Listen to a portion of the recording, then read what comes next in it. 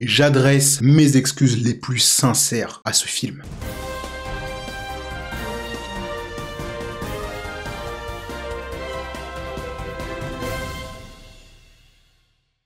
Salut à tous, ici Flaude et on se retrouve encore une fois pour notre petite rétrospective des films Superman. Et aujourd'hui, on va parler du film de 2006, Superman Returns. Malgré l'échec cuisant de Superman 4, il y a quand même eu pas mal de tentatives de films Superman dans les années 90-2000. Les plus connus étant Superman Lives avec Nicolas Cage et Superman Flyby, réalisé par J.J. Abrams. Mais finalement, c'est Bryan Singer, connu pour les deux films X-Men qui étaient sortis à cette époque, qui réalisera ce nouveau film Superman, après avoir présenté le pitch du film à Richard Donner et sa femme. Superman Returns nous compte donc le retour de Superman. Non. Sans blague, qui était absent de la Terre puisqu'il était parti à la recherche de sa planète morte, Krypton. Et en vrai, on ne connaît pas vraiment la raison exacte pour laquelle il prend cette décision. On essaye de nous expliquer qu'il fait ça pour essayer de se rapprocher de ses origines, mais je trouve ça un petit peu fort d'abandonner la planète que tu as limite juré de protéger parce que tu vas peut-être retrouver la tienne. Mais bon, il est enfin de retour et Clark Kent aussi, et première chose à dire, Brandon Routh est un super choix. Non, il faut le dire parce que son Superman est souvent oublié, mais il a réussi à reprendre le flambeau à la perfection. Que ce soit dans les mimiques, les dialogues ou la posture, de manière générale, on y croit. Chose assez intéressante à souligner, c'est que techniquement ce film est une suite à Superman 2, sauf qu'honnêtement j'ai un petit peu de mal avec ça, puisqu'on voit très clairement que l'univers du film se déroule dans les années 2000. Il suffit de regarder les téléphones, les avions et les véhicules pour s'en rendre compte. De plus, les acteurs sont assez jeunes comparé à l'âge qu'ils sont censés avoir 5 ans après Superman 2. Mais bon là honnêtement c'est moi qui chipote. Si officiellement c'est censé être une suite de Superman 2, c'est une suite de Superman 2. Même si pour moi c'est un peu incohérent, mais je chipote. Au Daily Planet, Clark apprend que Lois a refait sa vie avec un certain Richard et qu'ils ont eu un enfant dès le début de leur relation. Pendant ce temps, Lex Luthor est sorti de prison et il compte prendre sa revanche sur le monde avec un sacré plan. Premièrement, il hérite du bateau de sa femme qui était une personne en fin de vie et décide de se rendre à la forteresse de solitude. Ici, Lex est interprété par Kevin Spacey. Alors oui, je sais, entre Kevin Spacey qui joue Lex Luthor et Bryan Singer qui réalise le film, on n'a pas hérité des meilleures personnes moralement dans ce film, malheureusement. Mais bon, il faut reconnaître que si on parle uniquement des Lex Luthor au cinéma, il est bien le meilleur de très loin. Il arrive très bien à reprendre le côté un petit peu cliché, gaguesque du Luthor de Gene Hackman, tout en étant suffisamment menaçant et crédible pour entrer dans les standards des super vilains du 21e siècle. Bref, Luthor réussit à récupérer un fragment de cristal de la forteresse de solitude et découvre qu'il peut créer une sorte de continent à partir de ce fragment. Sauf que lors du test, une panne générale se produit dans toute la ville et peut-être même tout le pays. Malheureusement, cette panne s'effectue pendant un vol expérimental dans lequel des astronautes sont envoyés dans l'espace à partir d'un avion de ligne. Et qui retrouve-t-on dans cet avion, vous allez me dire? Miss Lane.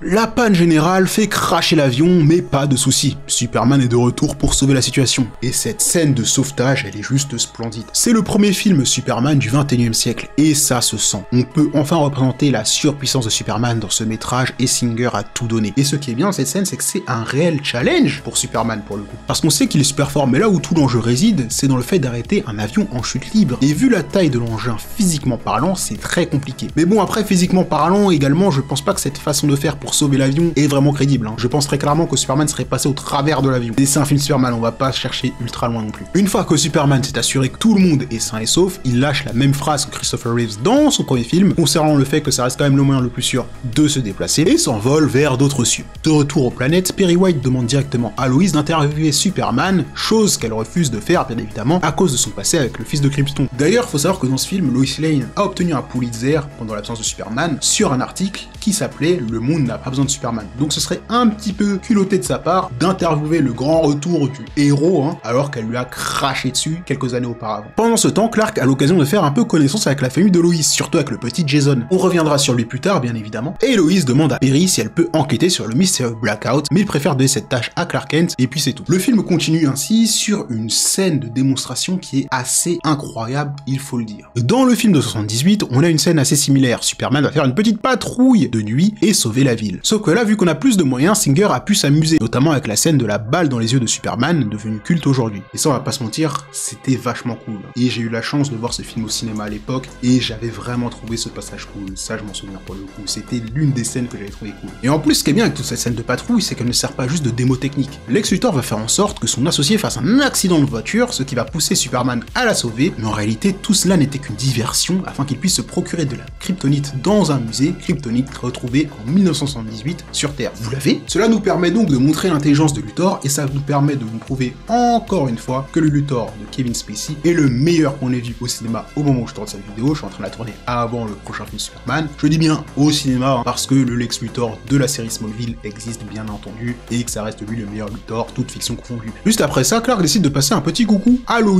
en tant que Superman afin de lui donner son interview et d'agir comme l'homme le plus toxique de la planète au passage. Genre là, il sait très bien qu'elle est en couple, hein, mais il agit encore comme un grand séducteur. Son but ici, c'est juste de la récupérer alors qu'elle a refait sa vie. Bon, après le film est réalisé par Singer, donc le fait que Superman soit un connard, est-ce que ça me choque? Non, pas du tout. Maintenant que Lois a pu avoir son interview avec Superman, elle décide d'enquêter elle-même sur le blackout et trouve la localisation du bateau de Luthor sans savoir qu'il appartient à Luthor, bien évidemment. Le problème avec cette scène, c'est qu'elle décide de faire une investigation en emmenant son fils, ce qui est complètement débile, juste pour la sécurité de l'enfant, le gosse il a même pas 5 ans. Et bien évidemment, elle va se faire kidnapper par le méchant Lex. S'ensuit une discussion dans laquelle Lex révèle son plan. Grâce au cristal et à la kryptonite, il compte créer un nouveau continent fait en grande partie de kryptonite afin de pouvoir y louer des propriétés diverses et variées et donc se faire un max de blé. Bien évidemment, vu que c'est un super méchant, son plan va détruire une grosse partie des États-Unis, dont une immense partie de Metropolis. Et honnêtement, j'aime bien ce plan. Lex ne cherche pas juste à devenir le plus grand criminel du monde comme dans le film de Donner, mais il veut surtout obtenir du pouvoir et se venger de Superman. Autre chose intéressante dans cette scène, c'est la réaction du petit Jason. Lorsque Luthor brandit la kryptonite, le garçon réagit assez bizarrement, ce qui pousse Luthor à demander l'identité du père à la journaliste. Mais bien évidemment, elle va rester dans le déni et répondre que le père de l'enfant est Richard, à savoir son fiancé. Pendant que Luthor envoie son cristal dans l'Atlantique, Lois essaye tant bien que mal de transmettre ses coordonnées au Daily Planet. Mais malheureusement pour elle, elle se fait cramer par un des hommes de main de Luthor. Il est prêt à la tuer quand il se fait écraser par un piano envoyé directement par le petit Jason. Et cette révélation sur l'identité du vrai père de l'enfant a beaucoup fait parler à l'époque. En vrai, on peut se poser des questions assez légitimes sur le timing, vu que Richard ne semble pas être au courant qu'il n'est pas le père de l'enfant. Moi personnellement, ça me gêne un peu parce que ça fait un petit peu passer Lois Lane pour une connasse, on va pas se mentir. Et j'aime pas trop le fait qu'on fasse passer Lois Lane pour une connasse. Mais le fait d'introduire un enfant à Superman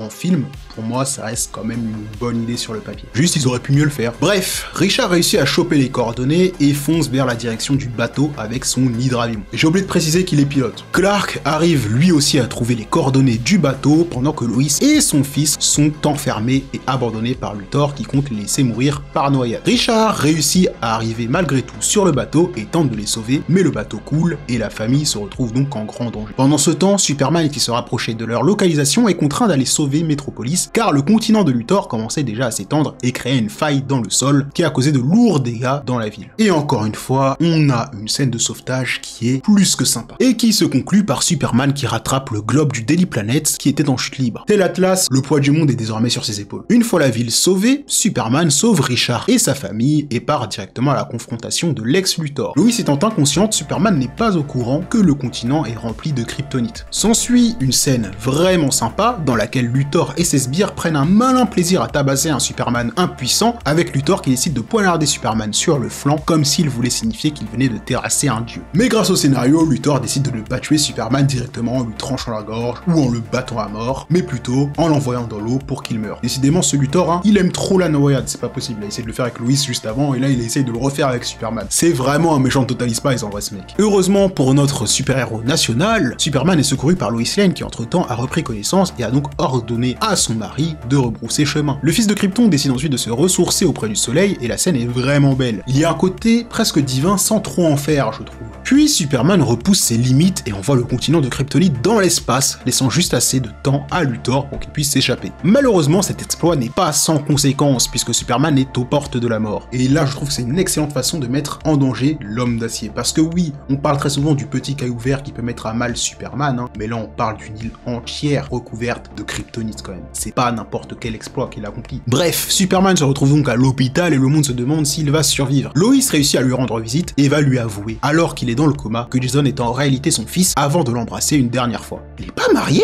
elle? Bref, Superman reprend des forces, rend visite à Jason et Lois et dit à cette dernière de ne pas s'inquiéter car il sera toujours là. Chose intéressante, c'est qu'il répète la phrase prononcée par Jor-El dans le premier film. Le père deviendra le fils et le fils deviendra le père. Sous-entendant qu'un cycle éternel est établi et qu'il y aura toujours un Superman. Superman pour veiller sur la Terre. Le film se conclut comme les 4 autres précédents avec un Superman qui s'envole dans l'espace, grand sourire à la caméra, sauf que là pour le coup, ça a beaucoup plus de gueule, on va pas se mentir. Bah au final, quand j'ai vu le film pour la première fois en 2006 et même quand j'avais revu des années après, je trouvais le film assez ennuyant, mais le film il est vraiment sympa, il est vraiment cool. Je m'excuse vraiment sincèrement envers ce film. C'est un très bon métrage avec de l'action bien dosée, des personnages développés, des retournements de situation, des acteurs vraiment bons et une bande son vraiment prenante. Honnêtement là, Jonathan Ottman, il me semble que c'est comme ça que s'appelait le compositeur, il a essayé de prendre la relève de John Williams en lui rendant hommage et il a fait un excellent taf. Ce film est un très bel hommage à ce qu'a fait Richard Donner en 1978 et je ne lui trouve pas trop de défauts maintenant. À part peut-être la relation un peu toxique et un petit peu bizarre entre Superman et Lois.